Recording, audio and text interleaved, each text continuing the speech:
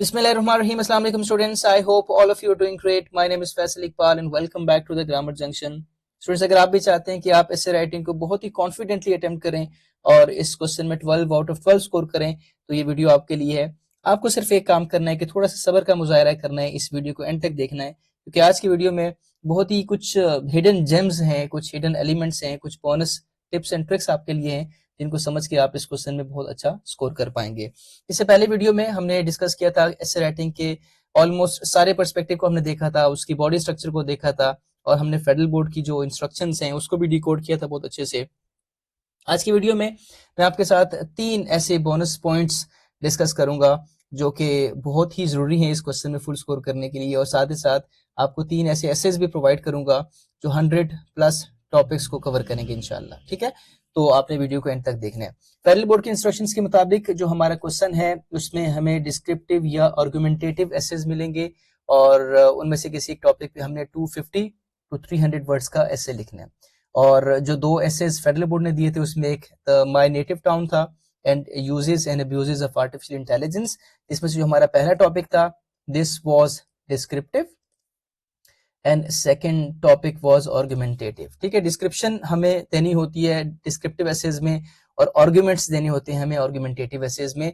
आपके साथ कल ये डिस्कशन हो गई थी, लेकिन सवाल ये पैदा होता है कि जब हमने किसी चीज की डिस्क्रिप्शन देनी है तो डिस्क्रिप्शन हमने देनी कैसी है। ठीक है, हमने वो कौन से वर्ड्स यूज करने हैं, वो कौन से एक्सप्रेशंस यूज करने हैं कि जिससे हम किसी चीज को डिस्क्राइब कर सकते हैं। वो कोई शख्स हो सकता है, वो कोई चीज हो सकती है, वो कोई जगह हो सकती है। ठीक है, तो अब जब आपने उसको डिस्क्राइब करना है तो आपने तो सेंसरी वर्ड्स यूज करने हैं, जो हमारी 5 सेंसेस हैं उनको यूज करके आपने वो वर्ड्स यूज करने हैं।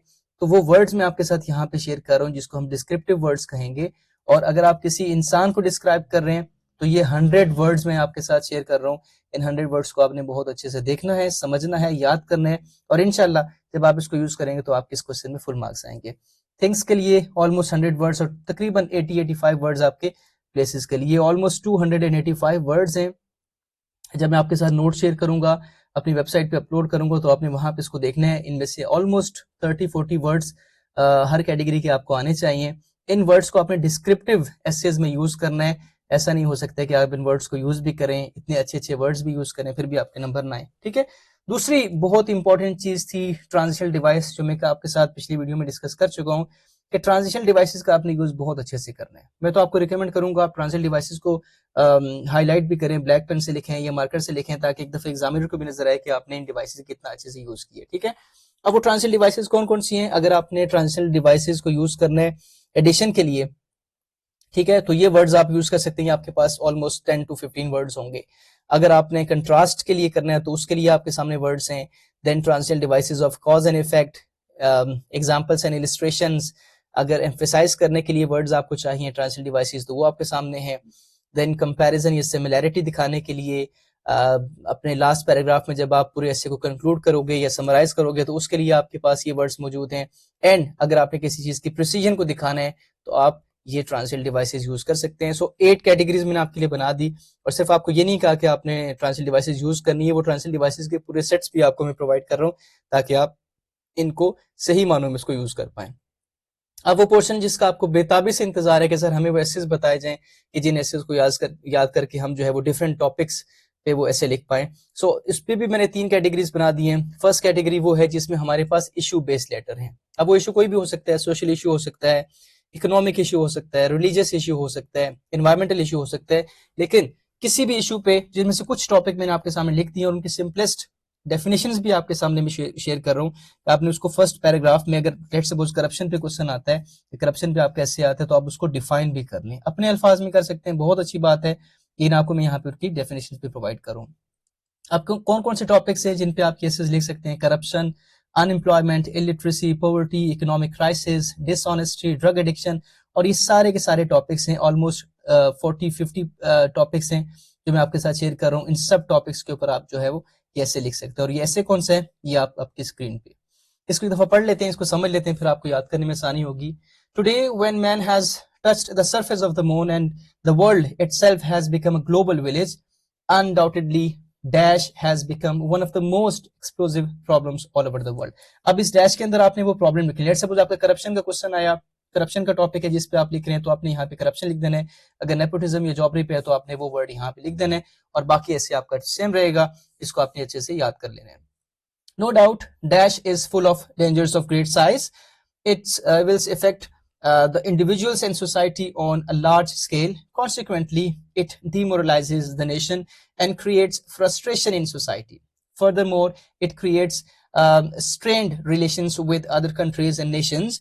At the national level, it spreads lawlessness, anarchy, injustice, and unrest in society. तो आपने देखा कि आपके फर्स्ट पैराग्राफ के अंदर ही 2-3 ट्रांसलेट डिवाइसेस भी यूज हो गई और अच्छे वर्ड्स यूज हुए इसमें, ठीक है, बहुत मुश्किल वर्ड्स नहीं है लेकिन अच्छे वर्ड्स यूज हुए, और उसका फायदा आपको ये होगा कि आपको अच्छे मार्क्स मिलेंगे इंशाल्लाह।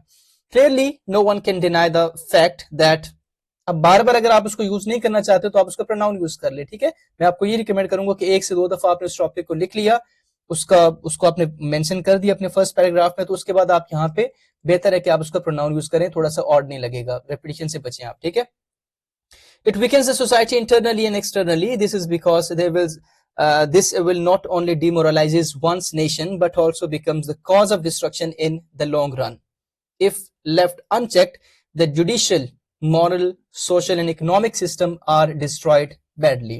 As a result, this will makes the system of the state abrupt. ठीक है? The main causes of this problem, जो भी आपके पास प्रॉब्लम होगी, are illiteracy, poverty and wrong government policies. Unfortunately, the majority of our people are uneducated. On the other hand, our education is not professional. Most of the students cram things and then, like parrots, reproduce them. Therefore,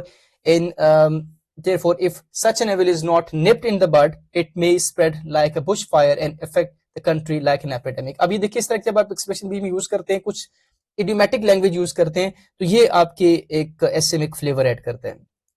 Moreover, lack of social and economic justice is also responsible for the increase of this issue. अब मैं बार बार उसको नहीं use करूंगा, ठीक है.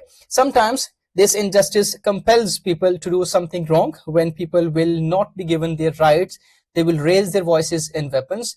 In a nutshell, temptation for wealth, lust for power, and materialistic approach of people towards life is another cause of this issue. ठीक है, अब देखें कितने अच्छे वर्ड इसमें यूज हुए हैं.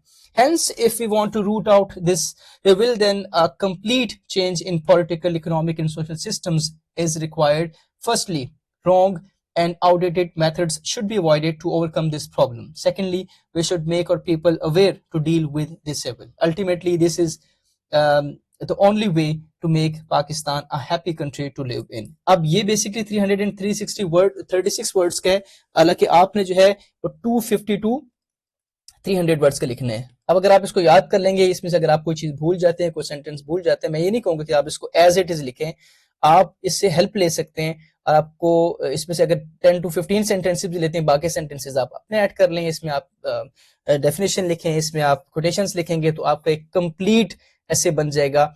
इसमें से आपने इसको 5-8 दफा पढ़ लेने, अगर आप याद कर सकते हैं बहुत अच्छी बात. और ये सारे के सारे टॉपिक्स इनमें आप कहीं पे भी इसको फिट कर सकते हैं, ठीक है. आप जहां पे भूल जाएं वहां पे आप खुद से लिखें और चीजें ऐड करें, ठीक है. कोई इसको क्रैम करने की, रटने की जरूरत नहीं है. अब कोटेशंस भी मैं आपके लिए, ये थर्ड हमारे पास एक चीज थी. सबसे पहले हमने डिस्क्रिप्टिव वर्ड्स देखे, फिर हमने ट्रांजिशनल डिवाइसेस देखी. अब मैं आपके साथ कोटेशन शेयर करूं कि अगर इनमें से किसी भी एक टॉपिक पे, किसी भी सोशल, इकोनॉमिक, मॉरल या एजुकेशनल इशू पे अगर आपका ऐसे आता है, तो आप इनमें से ये करप्शन के ऊपर देखें, अनएम्प्लॉयमेंट के ऊपर, इलिटरेसी के ऊपर, पॉवर्टी के ऊपर, इकोनॉमिक क्राइसिस, और ये सारे के सारे टॉपिक्स मैंने यहाँ पे मेंशन की. हर एक टॉपिक के ऊपर मेरी कोशिश थी कि आसान से आसान आपको मैं कोटेशन दे दूं. आपकी कोशिश होनी चाहिए कि हर एक ऐसे में कम से कम एक टॉपिक, एक आपने कोटेशन तो लाजमी ऐड करनी है, ठीक है. ये देखिए ऑलमोस्ट तमाम टॉपिक्स के ऊपर अब आपको सब चीजें जो है वो मिल जाएंगी इंशाल्लाह वेबसाइट से. वहां पे मैं इसको इंशाल्लाह अपलोड भी कर दूंगा, और आपने बस इसको याद करना है, इसको समझना है, ठीक है. जहां पे अगर ये एनोनिमस जो लिखा हुआ है, अगर आपको कोई किसी का नाम ना पता हो, नाम लिखने की जरूरत नहीं है. अगर आप याद कर सकते हैं तो बहुत अच्छी बात है, वरना आप वो लिख के उसके बाद एनोनिमस लिख सकते हैं, ठीक है. अब चलते हैं सेकंड जो हमारा ऐसे है.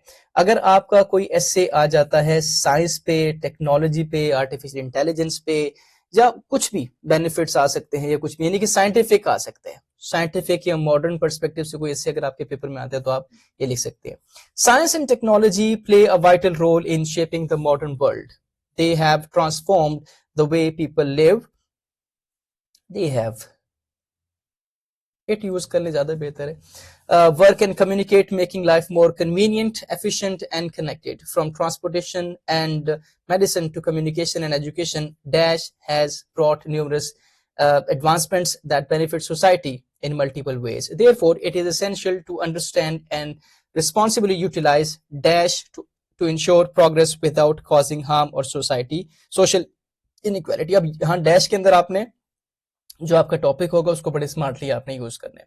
Moreover, scientific discoveries and technological innovations have greatly improved healthcare, extended life expectancy, and enhanced productivity. In addition, they have enabled access to information and knowledge at unprecedented levels, fostering education, research, and innovation. Digital tools, online platforms, and modern laboratories have made learning faster and more effective. Consequently, societies that embrace Dash are better prepared to face challenges, solve complex problems, and achieve sustainable development. However, rapid advancement in Dash are also present new challenges. Ethical concerns, environmental impacts, and misuse of technology can create serious problems if not addressed carefully. Nevertheless, with proper regulation, awareness, and responsible practices, these issues can be mitigated. For example, the use of renewable energy, artificial intelligence, and co-friendly innovations demonstrates how science and technology can solve environmental and social problems. Furthermore, technological tools in communication, education, and healthcare have bridged gaps between communities and enhanced global collaboration, making the world more interconnected. In conclusion, Dash is indispensable for progress and development in every society. Therefore, by combining innovation with ethical responsibility, people can harness the benefits of Dash to improve the quality of life, ensure sustainability, and create a more prosperous, educated, and connected world for future generations. 261 words. ठीक है, तो अब आप देखें इसमें बहुत ही अच्छे words use हुए, आप इनको अच्छे से याद कर सकते हैं. आप कोटेशंस कौन कौन सी हैं ये आपके सामने ऑलमोस्ट 30 तो कोटेशंस आपके सामने 20-30 कोटेशंस आपके सामने हैं. ठीक है, अभी आप कहाँ पे यूज कर सकते हैं? साइंस एंड और डेली लाइफ. अगर इस तरह कैसे आता है तो आप इसको ऐसे ही लिख सकते हैं as it is. Advantages and disadvantages of science, modern technology, innovations and discoveries, science and progress, impacts of technology on society, science a blessing और a curse, role of technology in education, science and environment, information technology. तो अगर इस तरह के essays अगर कहीं पे भी आ सकते हैं तो आप इस पूरे को याद करके वहां पे लिख सकते हैं. तीसरा जो मैंने आपके लिए एक कैटेगरी बनाई है that is moral values. Gender inequality पे आता है ये, इस तरह की किसी भी उस पे. जेंडर इनइक्वालिटी पे तो आप पहले वाला पोर्शन भी लिख सकते हैं, लेकिन अगर वैल्यूज पे आता है तो आप उसमें से ये आपके लिए मैंने एक कैटेगरी बनाई है. Moral values are the foundation of a healthy and progressive society. They guide individuals in distinguishing between right and wrong and promote harmony within communities. Principles such as Dash are essential for personal growth and collective well-being. Therefore, it is crucial to uphold Dash in every aspect of life to ensure fairness, compassion, and responsibility among all members of society. Moreover, practicing Dash fosters mutual respect and understanding among people. In addition, it encourages individuals to act ethically in both personal and professional spheres. Consequently, societies that emphasize Dash are more likely to achieve lasting peace and prosperity. However, modern challenges such as discrimination, dishonesty, and intolerance often undermine these values. Nevertheless, with consistent education, awareness, and role modeling by leaders and elders, such obstacles can be addressed effectively. For example, promoting Dash in schools and workplaces empowers individuals and strengthens the social fabric. Furthermore, cultivating Dash helps prevent corruption and fosters trust among community members. In conclusion, Dash is indispensable for the development of both individuals and society. Therefore, by embracing Dash, people can contribute to a just and harmonious world where every individual has opportunity to thrive. अब आप देखें कि 3 different आपके लिए categories, 3 different sections बना के मैंने बता दिया. ये ऑलमोस्ट आपके 100 टॉपिक्स जो है वो कवर करेगा। आपने कम से कम इन 3 एसेज को बहुत अच्छे से याद करके प्रैक्टिस करनी है। इनके अंदर आपने ट्रांसलेट डिवाइसेस का इस्तेमाल करना है, साथ ही साथ इनके अंदर आपने अगर डिस्क्रिप्टिव अगर आप ऐसे की प्रैक्टिस करें तो इन वर्ड्स का आपने इस्तेमाल करना है और कोटेशंस का इस्तेमाल करना है। And this is how you can get maximum mark in this question. I hope कि ये वीडियो आपके लिए बहुत कारआमद होगी। अगर आपको समझ आई अच्छे से तो इसको लाइक कर दीजिएगा, अपने फ्रेंड्स के साथ लाजमी शेयर कीजिएगा। जो इसके नोट्स हैं इंशाल्लाह, जो फर्स्ट हमने डिस्कशन की थी और जो भी डिस्कशन की है इसके नोट्स इंशाल्लाह, यही जो नोट्स आपको सामने नजर आ रहे हैं ये मैं आपके साथ शेयर करूंगा अपनी वेबसाइट पे द ग्रामर जंक्शन। वहां पे आप फ्री नोट्स पे क्लिक करेंगे, वहां पे आप एसे राइटिंग लिखेंगे तो आपको एक ही डॉक्यूमेंट के अंदर दोनों चीजें मिल जाएंगी इंशाल्लाह। ठीक है, तो बहुत अच्छे से प्रिपेयर करना है इसको, बहुत अच्छी प्रैक्टिसेस करनी है। अगर मेरी हेल्प चाहिए तो नंबर आपके पास मौजूद है, आपने मुझे एसएस लिख के चेक करवाने और इंशाल्लाह आप खुद चेंज देखेंगे, आप इस क्वेश्चन को अच्छे से स्कोर कर पाएंगे। तो मिलते हैं नेक्स्ट वीडियो में, तब तक के लिए अल्लाह हाफिज, स्टे ब्लेस्ड।